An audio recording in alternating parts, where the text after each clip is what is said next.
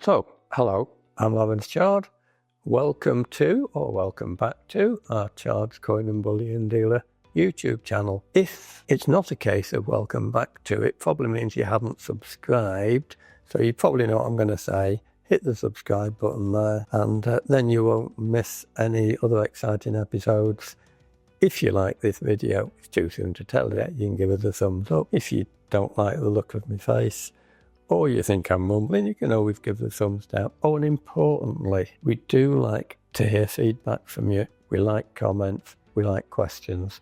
So if you've got questions, you've got comments, pop them down below there in the comments.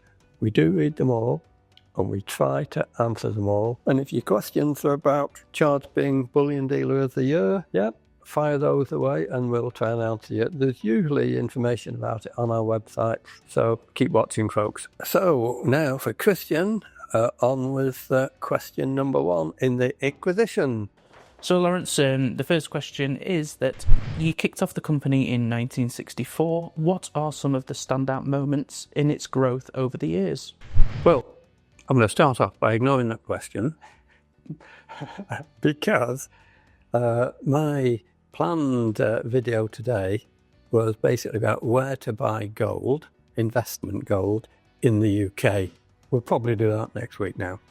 But the conclusion was actually going to be from us at Chards, either online or in Blackpool, and there's a whole host of reasons. But back to your question, which was what? What are some of the standout moments in the growth of Chards over the last 60 years? Okay, well, you possibly know that we actually started it before 1964, but we decided on 64 as being part of the name because that's when my cousin and I actually formed a kind of loose partnership instead of working individually. Standout moments. Well, most of this is actually covered on our websites, and I say websites because even our old one back in 1998 has some stuff on there. But of course that's not a great answer to somebody who's decided to listen to the video. When we started out, the UK had not at that stage formally announced it was going to go decimal in 1971,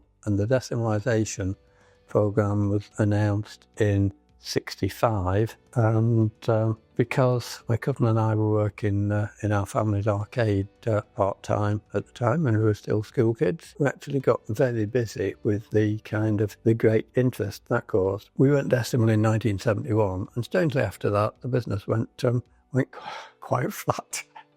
Because all the excitement and people trying to make up a collection of old coins before they disappeared, they couldn't really do it anymore because the coins weren't in the change. It did kind of establish us, but there's been lots of other things happened along the way. One was in 1966, which was that the UK government introduced the 1947 Exchange Control Order, and that basically said that UK citizens could no longer buy gold or gold coins, and if they owned more than 4 gold coins, they had to sell them to the nearest bank or a licensed bullion dealer. We immediately set out and applied for a bullion dealer's license, which we got, but we had already been doing, if you like, bullion or investment gold before that in the form of gold sovereigns and some other gold coins. That got repealed in 1971, so when it came in, the gold bullion investment market in the UK, which had been doing that, kind of suddenly went, hit a brick wall and dived, but we continued to be able to supply collectors, but not really investors with gold sovereigns and some other coins. It also meant that when Krugerrands were invented, in 1967, people in the UK couldn't really access them because they were an investment coin and you almost couldn't buy them in the UK. When the Exchange Control Order was rescinded in 1971, it changed things, so the market started to pick up a little bit again, and we were able to start off again where we'd been forced to leave off 6 years before. And then VAT was introduced in 1973, which included on coins, including gold bullion coins, it included second-hand coins, and at the time there was no exemption for those or no special arrangements unless they were antiques. That got changed some years later, and I don't remember the date at the top of my head. Probably the next good thing was January the 1st, 2000. The EU, and the UK was part of that at the time, ruled that investment gold would become VAT exempt. And before that, it had been different rules in different countries in the EU. We benefited, and the UK benefited from that. And when I say we benefited, that's not just us as a company, it's UK individuals, collectors, investors who could now legally and legitimately buy investment gold, like gold sovereigns and gold bars, amazingly. So those are some of the big factors there. In 2024, we also joined the London Bullion Market as a full member, and there are 84 of us worldwide in total. And there's some big names in there, like JP Morgan, Barclays International, and Chards in Blackpool and London. And as I mentioned, our first website was quite an important step, and that was in 1998, and that is still in existence. We still keep it live. It doesn't get regularly updated, but we've got 3 historic sites that are still in operation. But our main website now is Chards, and that incorporated all the others, and it means we can have all sorts of modern features on it. And our old websites have about 20,000 pages in total. Optimizing them for things like mobile phones would have been almost impossible. So you can view those on a full-screen monitor, but our new website is good on both. Hopefully that answered that question in the end. What was the next one? The next question we've got is, why Hatton Garden? So what made you choose Hatton Garden for our new office? Well, good question. It chose us, actually, and I'll explain.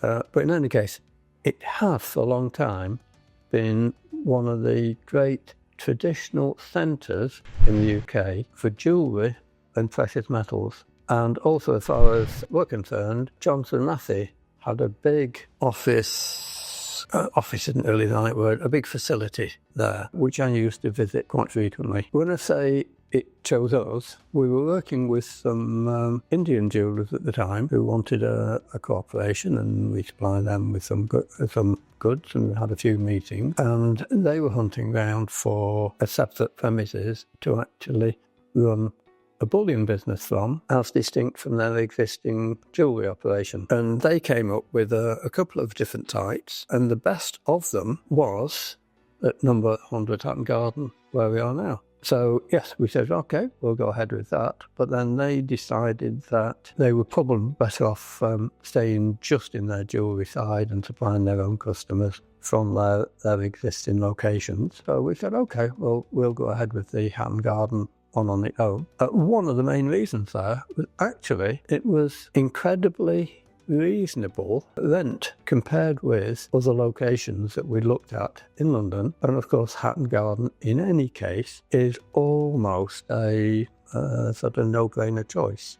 Why wouldn't you be there if it was a reasonable option? There are some problems, and I think that it's, I'm not sure, I should check up on this. I think it's some kind of listed building, but in any case, the local council undoubtedly want to maintain the traditional industries in that area and keep it as a jewellery or precious metal centre. So there are lots of restrictions. Some people wouldn't be able to go in there if they weren't in that kind of business. And the other restrictions on the building, whether this is due to the landlord's decisions or council things, but if we want to install a new electric socket, or we want to install a broadband connection, we have to go through a lot of lengthy and expensive legal work to actually apply to get permission for it.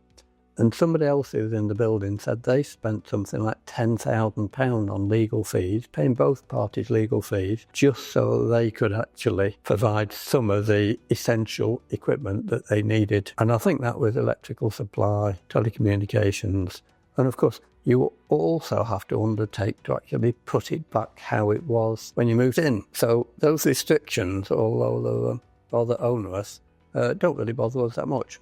We've managed to put modular features and furniture in there, so that's quite good for us. The third question is full circle story. So one of my colleagues was saying that you once shared a story about visiting Hatton Garden, the specific building we are in now, and how does it feel to now have an office in that building?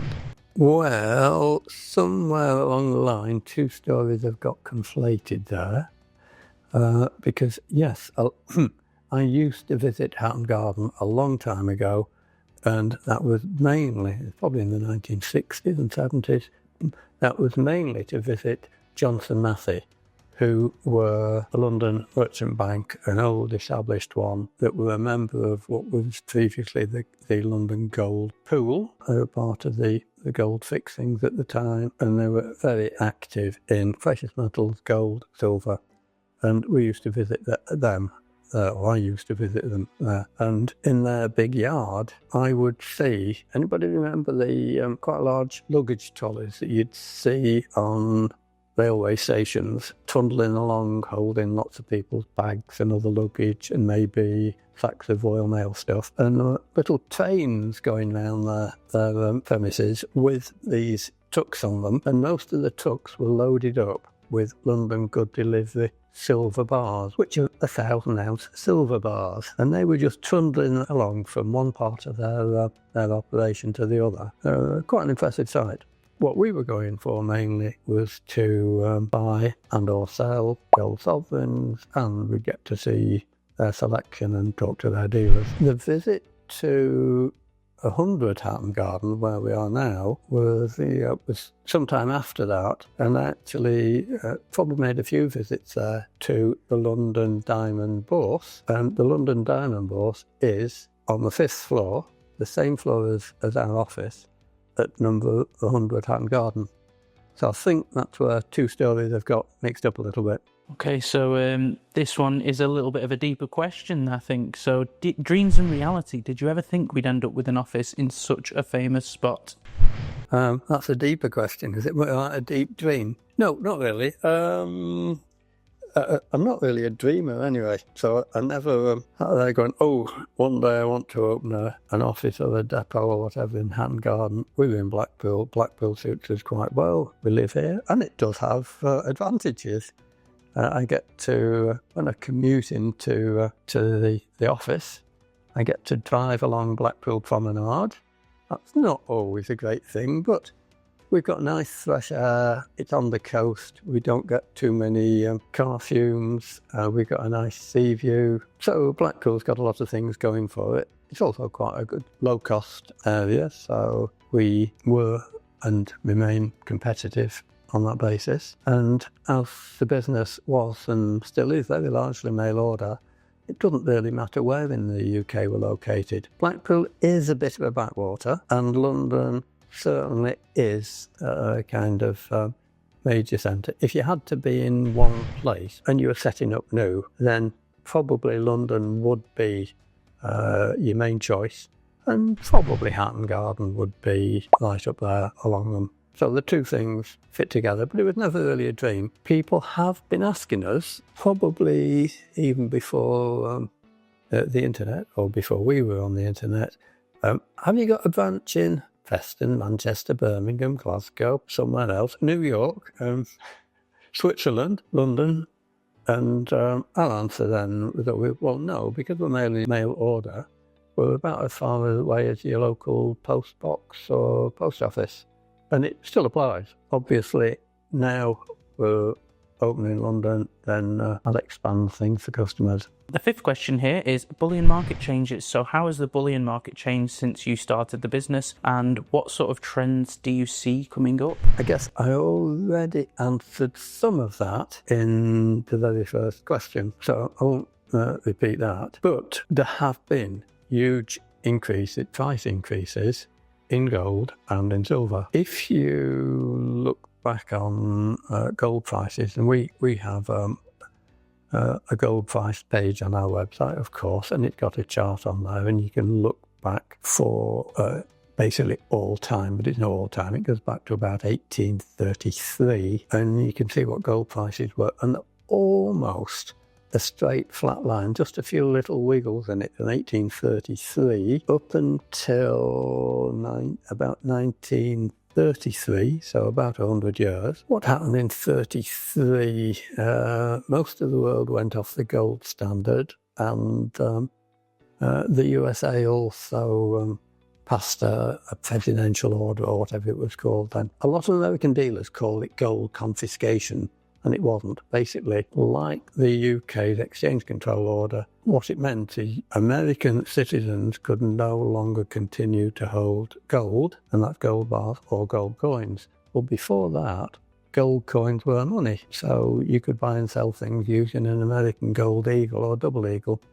A double eagle's a $20 piece, and it's got nearly an ounce of gold in it. So come 1933, you had to hand those into the bank and get credited with $20. By amazing coincidence, only a few months after that, I think about 6 months, the USA revised the price of gold from $20.47 to $35. But that was once the American government had actually got their hands on everybody's gold. Not a great move, actually, from a government that was there to serve its people, really. Although perhaps it was essential, I don't know. When I say that revalued gold, ineffectively it revalued the dollar from being worth 1 divided by 20.47 ounces of gold to 1 divided by 35 ounces of gold. It then stayed at or close to $35 for a long time. The next big move there was probably, and this is before my time, the 1933 was, in 1948,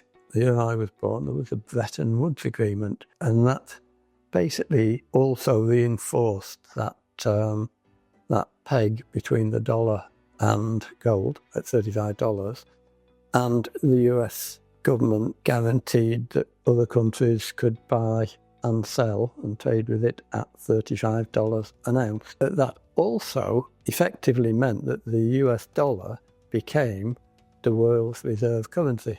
Instead of using gold or silver, as had been the case centuries in the past, it was now the dollar. That all started to fall apart around about 1964-65, when I guess it was probably inflation was eroding the real value of the dollar, but the Americans were sticking to it $35, and eventually that tether was actually broken, and from there it just cut loose in a couple of stages, and it shot up from $35 an ounce to somewhere around the $847 an ounce, and similar increases in terms of the pound sterling. Did that answer the question, or did I digress onto something else? I think you digressed slightly, but the bit of the question I think you didn't answer was, what trends do you see upcoming? Well, yeah, that's the second part. Well, the first bit was, how's it changed? Well, that change in the international market was a huge factor. So instead of money being tied very closely to the value of gold, it was cut loose, and it effectively became a whole series of fiat currencies, nothing to do with the car manufacturer, but no longer solidly backed by gold. And then eventually some countries released their prohibitions on their citizens from owning gold. So those were big changes. There were also big dips as well, because when gold shot up from $35 to $847 or $850, depending which version you go along with, it then dipped off and back down to about $270 an ounce, and it trundled along doing little ups and downs at that sort of level until late 1999, so about 20 years when it either dropped or was quite flat. The low point just about coincided with Gordon Brown, our great Chancellor, in his infinite wisdom, decided to sell off about half of Britain's gold reserve at the absolute bottom of the market, or close to it, and rather stupidly decided that we'd be very transparent about it and tell everybody in advance. Well, of course, most people sold the gold as well, and that pushed it even lower. So the UK ended up getting a bad deal and selling most of its gold at or very close to the bottom of the market. You couldn't have done it worse if you'd have tried. Did that answer the question? I suppose it did, some of it. What do I see coming up? In the last year, we've seen, I don't know, I've lost count of the number of all-time highs we've seen. There were a couple just last week. It's eased off a little bit now. What caused those? Well, if I answer that, there will be some people saying, oh, keep politics out of this. But basically, Donald Trump, the fabulously knowledgeable and well-informed 47th President of the United States, starting trade wars, tariffs, and all sorts of other stuff. And that's created huge ripples. Now that some of those tariffs have been delayed or held or reconsidered, then that's not surprising that gold's eased off a little bit from that. But where it goes from here, I really don't know.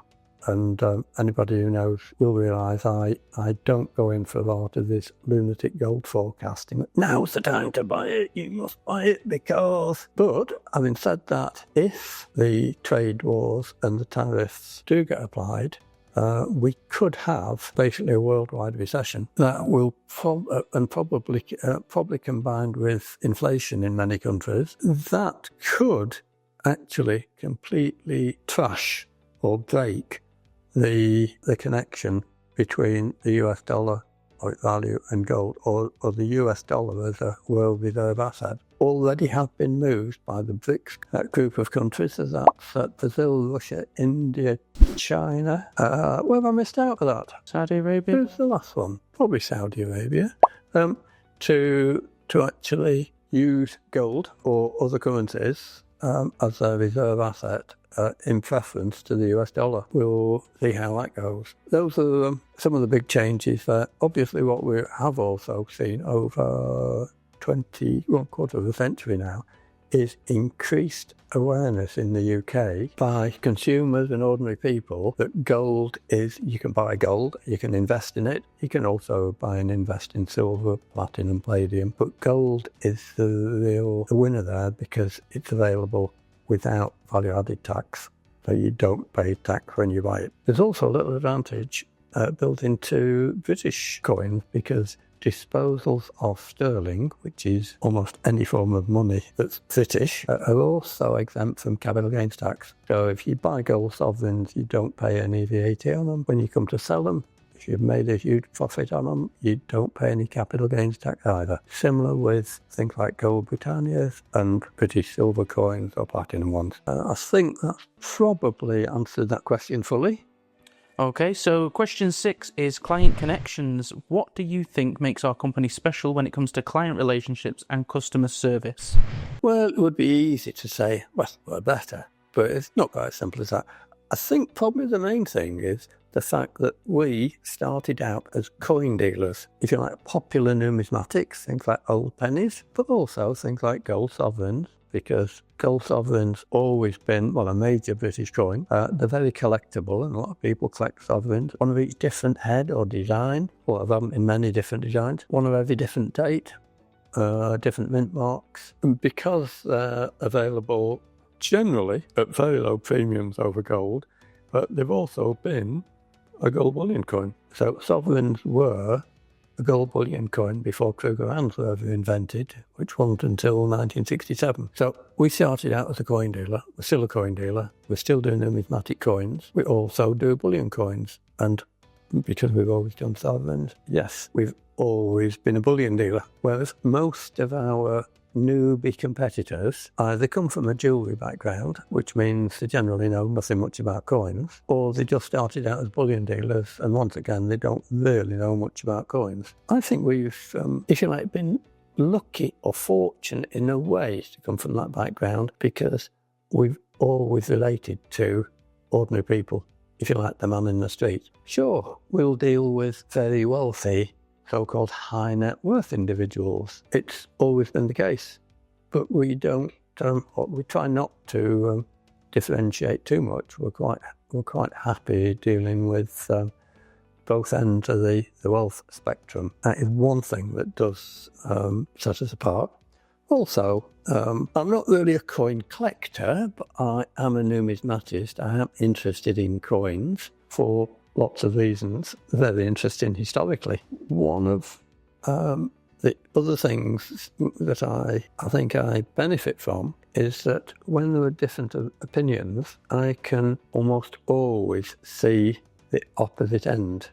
So if somebody tells me that this is a fact or this is a good idea, I automatically look at the opposite side and go, what are the disadvantages? What are the unexpected consequences? What are the counter-arguments? You've got to appreciate the other person's point of view.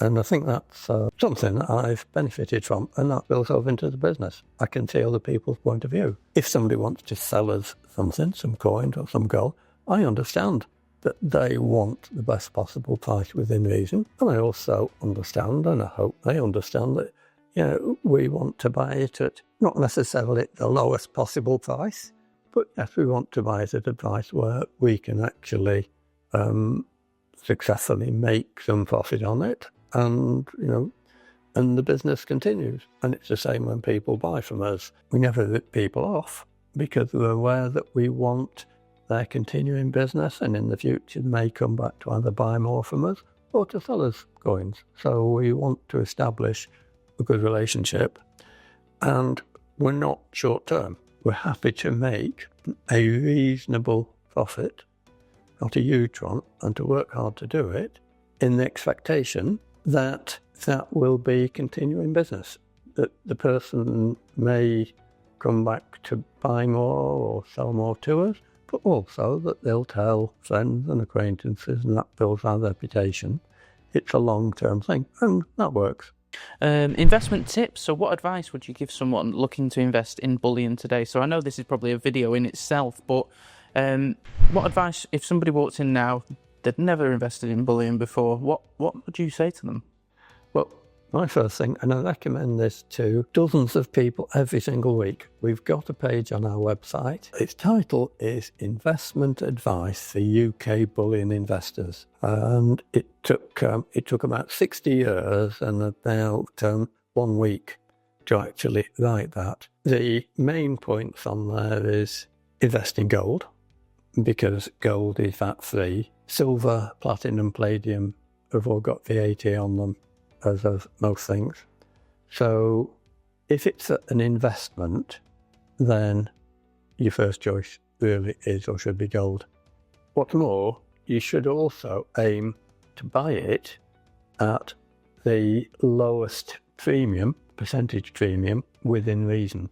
And there's a reason why I say within reason. There's more stuff on that page. It talks about silver, but silver coins are great for collectors and to an extent stackers, because you can buy lots of them for a lower price than you can buy gold at. Also, the gold-silver ratio is important, and that's mentioned on there. We've got another page about that. So have a look at our website and actually learn and educate yourself a little bit first. Talk to our staff, because our customer service team, we don't have a sales team, by the way, are quite happy to talk to you and try to give you advice, try to help you. Hopefully they'll actually say, well, here's some links on our website, have a look at those.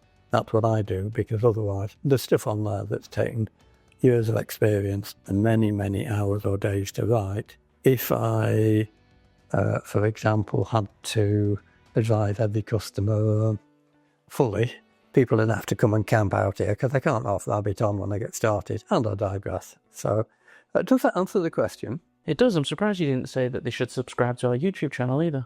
Well, there is that, yes. If you want to see me or hear me, then you can. So, was that a hint that I forgot to say? That if you like this video, give us a thumbs up. If you don't like it, give us a thumbs down, and do subscribe. But you may have already subscribed, which is why you may be here in the first place.